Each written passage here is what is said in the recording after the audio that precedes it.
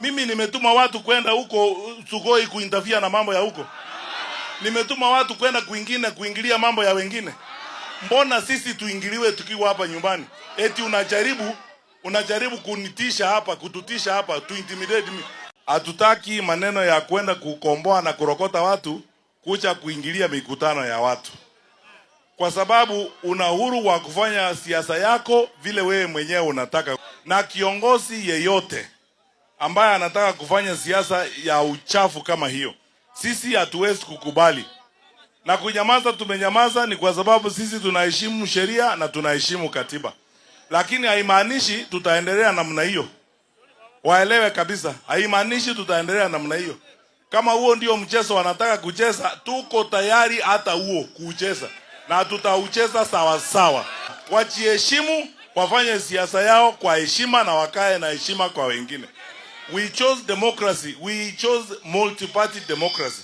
Which means every party, kila chama, hata yangu mimi mwenyewe, hata ya rais na ya wengine wako na haki kwenda mahali popote Kenya hii kuzungumza na wananchi. Lakini kwenda kulipa watu usiku kutafuta pesa, eti watafute kisu na wengine, kuua watu wengine. Niliona wakati tulikuwa na by elections za ile Nyamira. Mjumbe moja kutoka hapa wa UDA, eti anatembea na watu na gari ambazo hazina number plates na mishale na mpanga kujaribu kuua watu.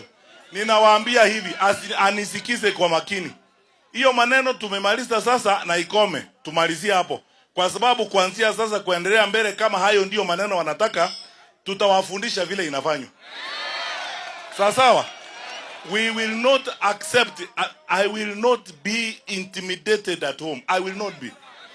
This nonsense must come to an end. Upusi kabisa waje. Hakuna mtu, mimi wacha niwaulize. Hapa kuziba mitoti kama boli. Mimi nimetuma watu kwenda huko Sugoi kuinterfere na mambo ya huko. Nimetuma watu kwenda kuingilia mambo ya wengine. Mbona sisi tuingiliwe tukiwa hapa nyumbani? Eti unajaribu kunitisha hapa, kututisha hapa, to intimidate me.